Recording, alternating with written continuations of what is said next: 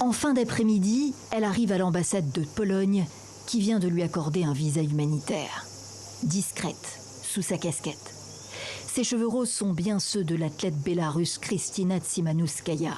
Elle a passé la nuit à l'aéroport de Tokyo sous protection de la police nippone, de peur d'être embarquée. Elle s'en explique sur Instagram quelques heures plus tôt.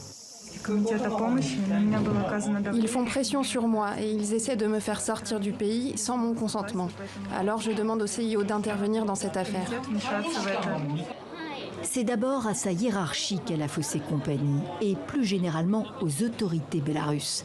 La sprinteuse de 24 ans a été suspendue de compétition olympique après des commentaires critiques dénonçant l'arbitraire du sélectionneur.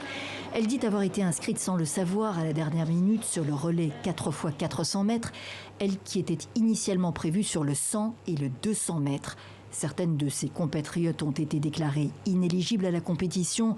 Elle refuse de payer pour les erreurs des autres, une déclaration qui peut lui valoir de très sérieux ennuis.